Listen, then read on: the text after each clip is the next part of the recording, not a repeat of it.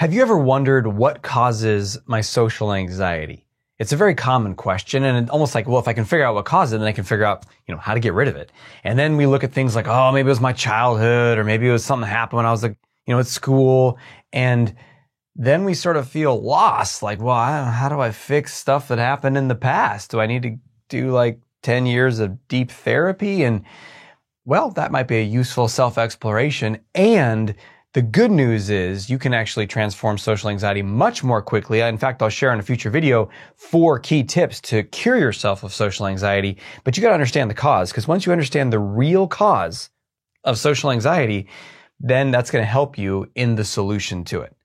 So yes, there might have been experiences from the past. Maybe you have a more sensitive makeup. You're maybe naturally a little more shy, or a little more inhibition around others, more sensitive to emotion or people's voice tone, or all that stuff might be true. And that doesn't create social anxiety. If you're sensitive to people's voice tone, that makes you sensitive to people's voice tone. If you have a little more inhibition, maybe you feel a little bit more inhibition. That's not social anxiety. What's social anxiety? Social anxiety is a repetitive fear in social situations where you overestimate the intensity of someone's rejection and the frequency of someone's rejection. Everybody's going to reject me always, and it's going to be really intense when they do it. It's going to be a strong dislike, a revulsion. That's social anxiety, and that means you're just afraid a lot around other people, right? So then what? You don't take risks. You don't put yourself out there. You don't speak up. You don't ask. You don't whatever. You kind of try to stay small. So what is the cause of that pattern? The good news is the cause of that pattern is nothing from your past. It's nothing that's outside of your control. It comes from within your own mind, your own perception. It comes from one perception. One perception is the source of all social anxiety. It is the seed from which this whole tree grows. And what is that perception? There is something wrong with me, or insufficient in me. I'm lacking in some way. And as a result, I don't deserve love, connection, acceptance, belonging. And then therefore, all the fears sprout out of that. So that's the essence of it.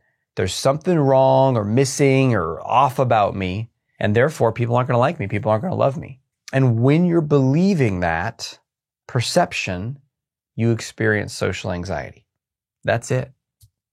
And you can have a lot of behaviors that come out of that, right? So if I think, hey, there's something wrong with me, I'm not going to go talk to that person. I lived that for many years. I'm not going to go ask her out. Are you crazy? She's going to reject me.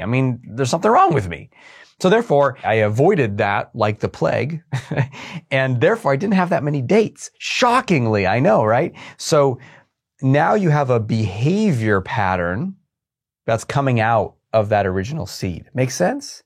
And that behavior pattern you could call avoidance. Then, when you're avoiding something, do you get better at it or do you get worse at it?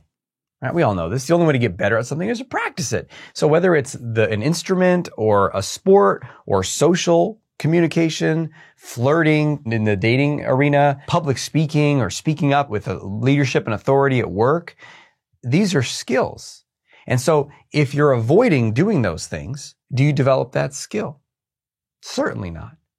So then now I'm like, well, I don't really have that good of social skills around people. I don't know how to connect with women or flirt. I avoid it because I'm scared of it. Now you have all these things stacking that are the symptoms of the social anxiety. They're the after effects, but it's all coming from that original perception.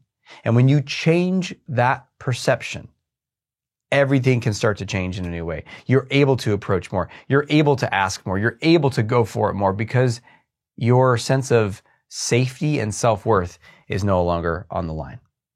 So share down below, what are you finding most valuable, most liberating from this new perception of social anxiety? And until we speak again, may you have the courage to be who you are and to know on a deep level that you're awesome.